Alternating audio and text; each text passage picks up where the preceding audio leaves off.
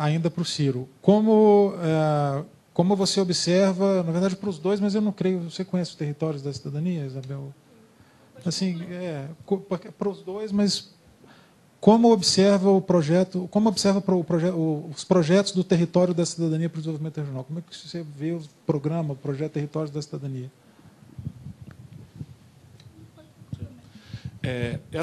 Nós fizemos, por delegação do presidente Lula, um esforço para formular uma política nacional de desenvolvimento regional. Por quê? Porque esses bairrismos, esses provincianismos, eles só servem para cevar as elites desses lugares. Quer dizer, o grande lugar que foi destruído dos mecanismos de desenvolvimento, de desigualdade, de superação, com a ditadura, foi o Nordeste.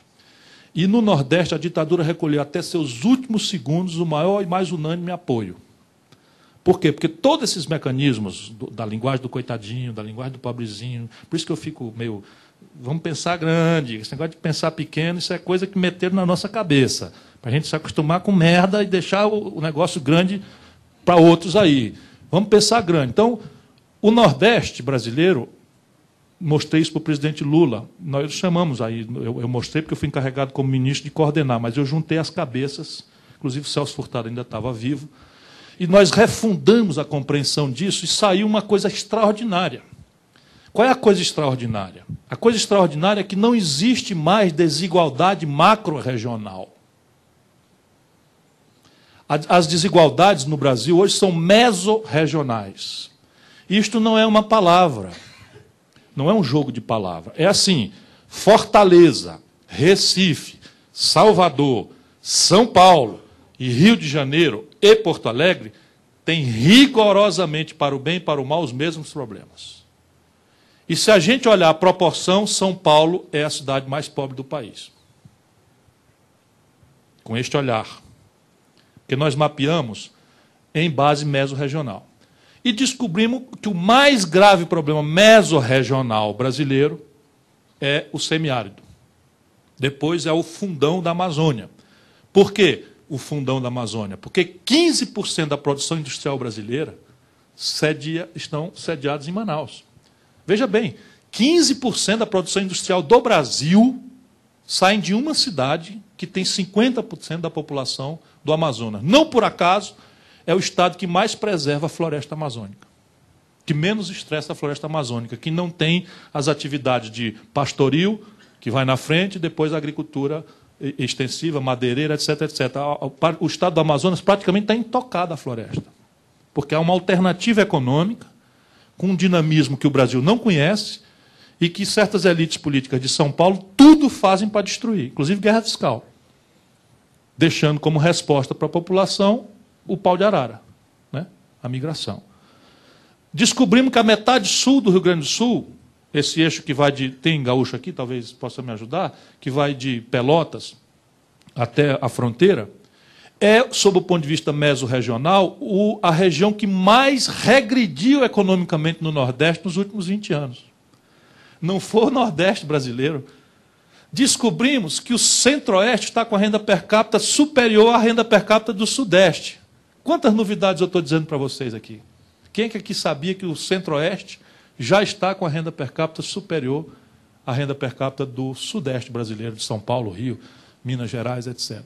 Porém, há vazios, por exemplo, no Sudeste, como o Vale do Ribeira, em São Paulo, Vale do Jequitinhonha e Mucuri, no norte de Minas. Ou, falei já, Oeste Catarinense, regressões dramáticas por perda completa das vocações tradicionais, confusão política, um saudosismo destrutivo e uma mania de botar a culpa nos outros, que é o que se instala nesses lugares, né? Então, essa política está formulada, mas ela nunca conseguiu... O Lula amou, fez reunião do conselhão, não sei das quantas, reunião de ministros, pediu para apresentar, rasgava elogio e não sei o que e tal, e ela nunca saiu do papel. Por quê? Porque tudo que está errado no Brasil não está errado, porque tinha um manual de fazer certo e os cabas de Brasília são tão safados que faz tudo errado. Se fosse assim era mais fácil. Dava um vento aí, numa eleição dessa, a gente virava o jogo. É porque tudo que está errado para atender interesses minoritários, porém ativos, organizados, informados.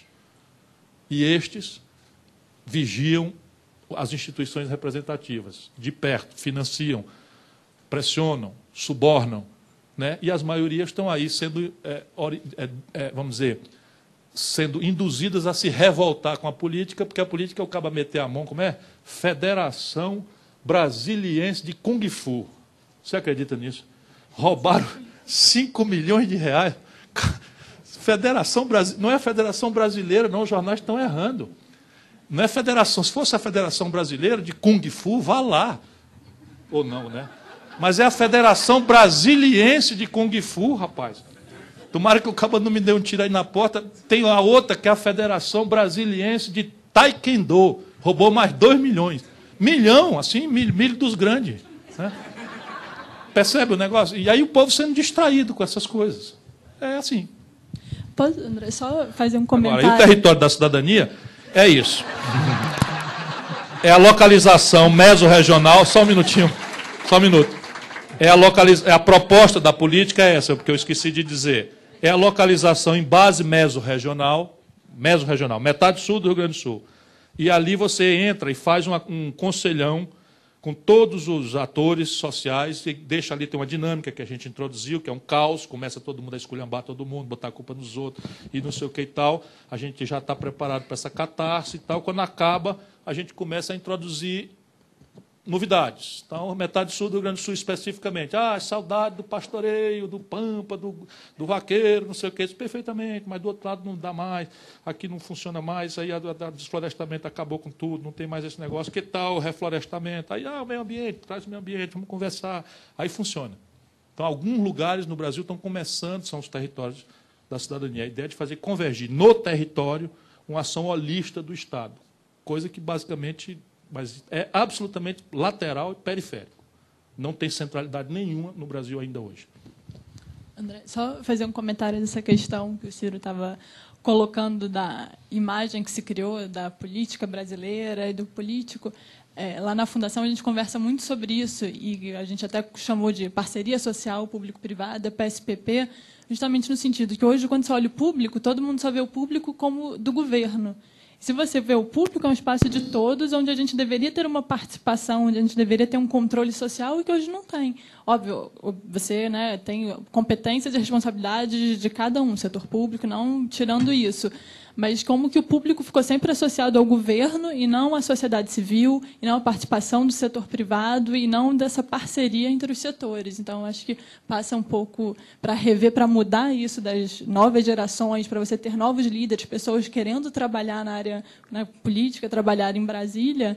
Acho que passa por uma rediscussão do que é o público e do que é trabalhar setor público no setor privado. Brasília reflete muito o que o Brasil né? Também tem isso, né? Então, isso aí tem que ser... Respeite o Brasil. Mas, enfim. Vamos lá, a última pergunta. Ciro, o senhor, como admirador do SEBRAE, como aconselharia o SEBRAE para pensar e viabilizar projetos para a substituição do SUS? É isso? Substituição do SUS. Aproveita a pergunta do SUS, que eu dei só como exemplo, mas eu falei aqui também na verticalização da agricultura tropical brasileira. Quer dizer, e aí o trabalho de uma entidade como o SEBRAE, que tem expertise em capacitação verdadeira, capacitação gerencial, conhecimento de mercado, mas a organizar modos novos de empreender. Isso porque é o seguinte, não presta para nós o modelo chinês. O Brasil não presta. Esse modelo chinês é institucionalmente ruim para nós. Eles lá não sabem o que é liberdade. Eles lá nunca compreenderam a liberdade como os burgueses do século XVII, do século XVIII, a entenderam na Europa e passaram para nós. Eles não compreendem isso, não tem essa aspiração. A meninada que está na internet introduziu uma tensãozinha, vocês viram no que deu, e não vai acontecer. Então, não serve essa institucionalidade para o Brasil.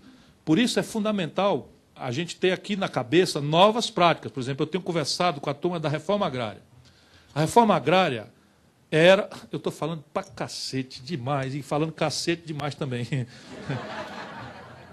A reforma agrária assim, era um apelo da década de 40, absolutamente razoável. Por quê? Porque quanto custava um quilo de feijão em Planaltina? Custava quanto custasse produzir, com qualquer produtividade, com qualquer tecnologia, com qualquer custo de mão de obra, com qualquer praga meia légua fora. Então, produzia meia légua fora de qualquer jeito, botava 10%, que era o leite da criança, e vendia em Planaltina. Quem quisesse comer feijão pagava com casca e tudo aquele preço. Então, era seguro produzir. Então, a reforma agrária, concebida nesta data, de um pequeno lote para uma família produzir feijão, botar 10% em cima, seguros e garantir, tinha todo sentido. Hoje, um feijão do Paquistão, por um componente financeiro ou cambial, chega mais barato em Planaltina do que custa produzir fora de Planaltina meia légua. E nós, desespiritualizados, que estamos sendo, não estou falando de religião, estou falando desse individualismo exacerbado que o neoliberalismo nos impôs, descrentes que somos do coletivo, descrentes das instituições coletivas, que, afinal, têm falhado conosco muito feiamente, nós estamos nos virando. Então, a gente se vira como? A gente está atrás, descuidadamente, de comprar o bom, bonito e barato. Vamos lá, concretamente. Qual de nós, progressistas que sejamos, entramos num shopping center, no supermercado, e compramos uma coisa mal ajambrada e feia, mais cara, porque é feita em Sobral, de onde eu venho, em detrimento de uma coisa mais barata e mais bonita, made in Taiwan? Pelo contrário, culturalmente, a gente ainda está sendo induzido a dar valor à coisa de fora. Compra aí, freguês, é importado. Até a negada está dizendo isso nos mercados mais fuleira do interior. Compra aí, é importado, veio do Paraguai, negócio de primeira e tal. Percebe? Então, isto, só uma instituição. Eu acho que o projeto de país é que tem que criar os valores. Em seguida, a ferramenta que o Brasil tem, como raros países do mundo têm, a China não tem, um SEBRAE, que é você organizar, e aí você tem que inovar, que eu estava na reforma agrária. Hoje não tem jeito. Se você não inovar a ideia de ocupar o campo, fora do latifúndio, mas desiludido da ilusão romântica do minifúndio. A ilusão romântica do minifúndio passou o tempo dela e nós não fizemos. Hoje você jogar uma família num lotezinho de terra, no semiárido, simplesmente é condená-la a uma miséria insuperável, por conta de escala, por conta de produtividade, por conta de, enfim, esse conjunto de coisas cruéis que estão sendo arbitradas por um consumidor que só faz uma pergunta: quanto custa? No dia que a gente começar a perguntar, nossas crianças já podem sendo ensinadas, né? Quanto custa? Mas vamos perguntar também, isto é produzido e se destina amistosamente os seus rejeitos ao meio ambiente? Terceiro, a quem aproveita o meu ato econômico de produzir? Começa a surgir comunidades no mundo capazes, dispostas a comprar na prateleira de orgânicos um pouco mais caro, porque faz 3 perguntas. Por uma razão de saúde pessoal, por uma superstição, uma religiosidade, sei lá, qualquer coisa. Ainda não é por uma consciência espontânea de consumo, mas está evoluindo. E se o Brasil não acordar para isso, né, nós vamos nos lascar, porque já vão introduzir para as nossas commodities essas perguntas. Vão perguntar, e esse minério de ferro da Vale do Rio Doce é extraído de forma ambientalmente sustentável? O que é sustentável, cara pálida? É o que eles convir. Convir ou convier? Convir ou vier? Vier. Convier ou convir, por favor, me corrija aí, que eu agora estou desinspirado nesse particular. Então, o SEBRAE, por exemplo, deve imediatamente, na minha opinião, mapear oportunidades de negócio pela lei do menor esforço. A lei do menor esforço, o que é? É onde a gente já está gastando dinheiro e é onde o dinheiro obedece a uma diretriz pública. Não é por outra razão, tem 1000 caminhos. Você espontaneamente pode gerar uma fábrica de, vamos pegar aqui um exemplo italiano, uma fábrica de luminárias com um design, enfim, bonito, e pode ser um pequeno, e pode botar valor nisso. Eu vi um lustre no interior da Itália, no norte da Itália, por 280 mil reais, o equivalente em euros a 280 mil reais. Ali porque tinha a ver uma mistura de design, materiais e só. E originalidade. Ponto final. De móveis, por exemplo, você pode ter uma pequena firma de móveis. O Customer Driven Production é uma coisa que o SEBRAE pode traduzir bem, porque o modo tradicional de organizar um negócio é assim: você fareja uma oportunidade de mercado, organiza o seu produto e tenta, pelo marketing, convencer um pedaço do consumidor a aderir ao seu produto. Isto é lixo. Modernamente, o pequeno escapa do grande, ganha do grande, invertendo a lógica. Compreende o mercado, segmenta, personalissimamente, conhece ali cada volição, cada manha do mercado, e, a partir daí, amolda o seu bem ou serviço àquele segmento que você pretende convencer. Pode vender muito mais caro que não tem grande que ganhe. Quem aprendeu isso foi a IBM. Estudei esse assunto em 1995, nos Estados Unidos. A IBM, gigante, mega escala, começou a perder licitações para coisas importantes na Califórnia, de serviços para pequenas empresas desconhecidas. Qual era a diferença? A diferença é que a IBM tinha um pacotão que o camarada, se quisesse, aderisse a ele, ainda que fosse mais barato, estandartizado e tal. E o miúdo lá estava dizendo o seguinte: ok, o meu é mais caro do que a IBM, mas eu faço exatamente do jeito que o senhor precisa. E ela não sabe fazer. Isto quem pode fazer é o Sebrae. Então é um caminho, concorrência cooperativa. Quer dizer, quantos setores da vida brasileira estão sendo dizimados porque estão competindo em todas as etapas do processo produtivo desnecessariamente. Você pode perfeitamente se associar pequeno com pequeno em várias etapas, especialmente compra de insumos, para ganhar escala e, portanto, reduzir custo nessa etapa e brigar do balcão para fora. Estou falando de oligopólio, não. Estou falando de grande escala por um conceito moderno de concorrência cooperativa. O Sebrae pode fazer. E mapear a oportunidade de negócio. O complexo de defesa do Brasil acabou de perder uma licitação. O Brasil acabou de perder uma licitação dos uniformes. Os uniformes das nossas Forças Armadas saíram para uma empresa chinesa. Vocês não falam isso para ninguém, não, que eu estou morto de vergonha. Percebe? Qual é o problema? Francamente, vamos devagar com o andor. É falta de projeto. Isso, até no simbólico eu tinha proibido. Ah, mas tem a lei de licitação, então manda me prender, meu patrão. Mas o Exército Brasileiro vai vestir roupa feita aqui, pelo povo brasileiro, nem que seja outra coisa. Não é nacionalismo, não. Não é nacionalismo besta, não. Eu ia obrigar que essa roupa viesse mais barata do que na China, embora oferecesse crédito, capacitação, serviço, etc, etc. Percebe? É isso. Quem pode fazer é o Sebrae, que tem expertise para isso. Isso aí. Se o Ministério tivesse observado a Lei Geral da Pequena Empresa, pelo menos metade disso aí podia estar sendo feito aqui por pequena empresa, né? Os lotes. Não.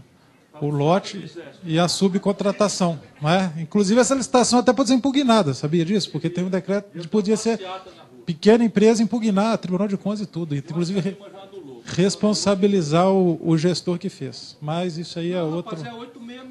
Mas a lei complementar 123 exige, e o governo federal tem decreto 6204 que manda fazer, e eles não fazem.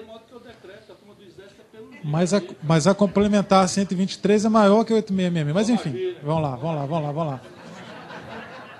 Vamos encerrar. Pessoal, Ciro, obrigado. Isabel, obrigado.